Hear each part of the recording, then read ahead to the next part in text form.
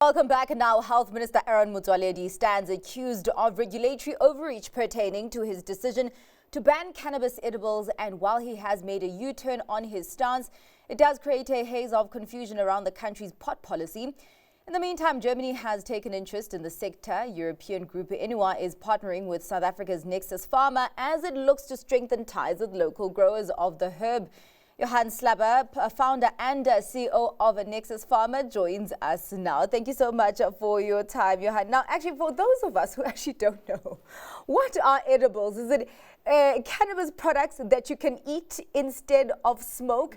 And a second part of that question is, we did have that legalization of cannabis private use. Were edibles included in that? Okay, thanks so much for having me, guys. It's really nice to be here.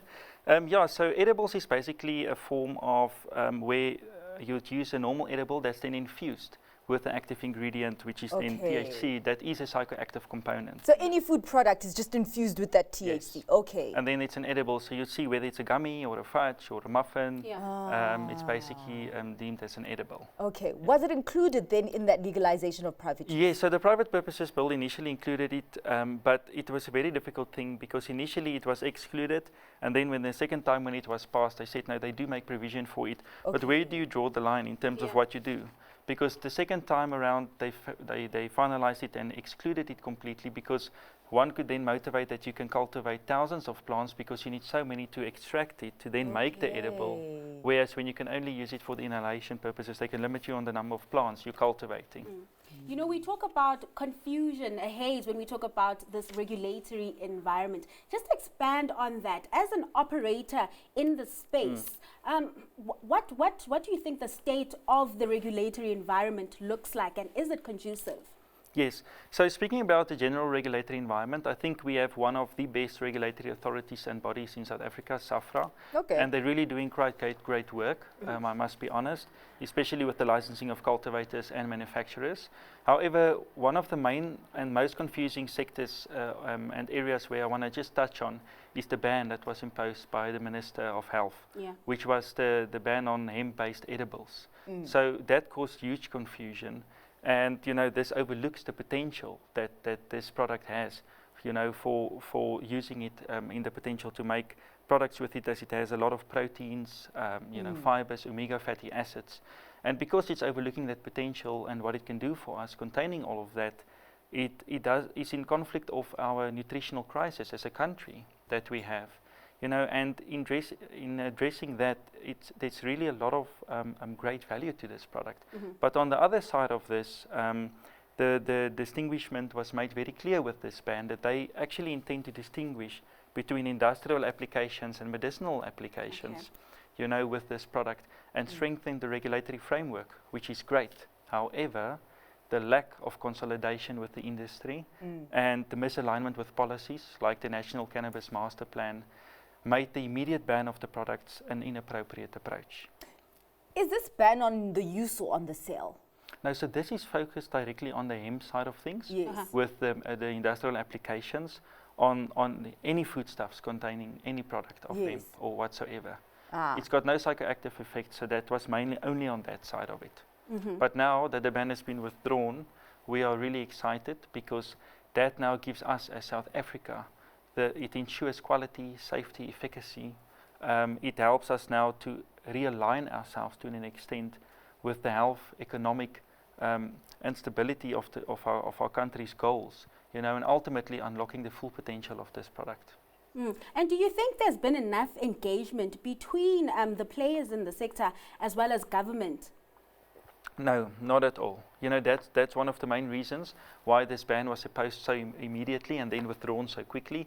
Exactly because there's not enough stakeholder participation.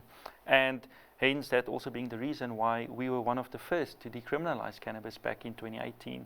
And we're yet to be seen as a global player in this space, you know, after 7-8 years. I'm also wondering, there's so many shops that are selling cannabis products, including the edibles, openly selling. And what is the legality of that? I am so happy you asked that question, and this is maybe the best platform to say so, but it's completely illegal. There's a forefront that people use with the complementary products where they are under the thresholds deeming those products to be Schedule 4, then Schedule 6, Yeah. regarding their respective composition.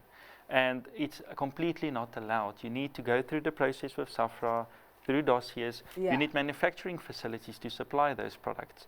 And that's why, yes, we know the demand locally is high, but it's not that the regulations does not make provision for sale in a retail space.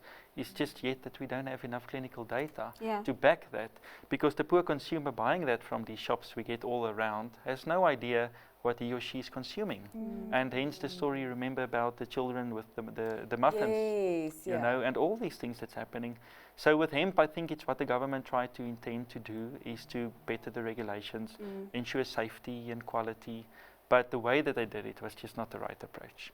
Now, is there opportunity to then grow when there's so much, confusion with regulatory frameworks? I mean, the company just announced a partnership with Enua. Is there more room for opportunity? Absolutely, absolutely. So that's exactly what our focus point is, because we feel if we as the private sector don't take this into our own hands and enforce a collaboration both between private and public sectors, it's going to be extremely difficult to not just enhance one company's approach, but the industry as a country, you know, that can contribute so much to our economy and many other aspects thereof. So this is the first time in the South African industry since it's been decriminalized that such a massive offtake has been signed with a company like Enua Pharma in Germany, which is the third biggest one in Germany. And this marks the forefront of just showing the interest that they have and commercial partnerships and investment opportunities. So we want to really also use that and start with key industry players to build that foundation and to move forward together. Well, thank you so much for your time and for your insights there, and helping us end off the show on a high, Johann. That was Johann Slabber, founder and CEO of Nexus Pharma.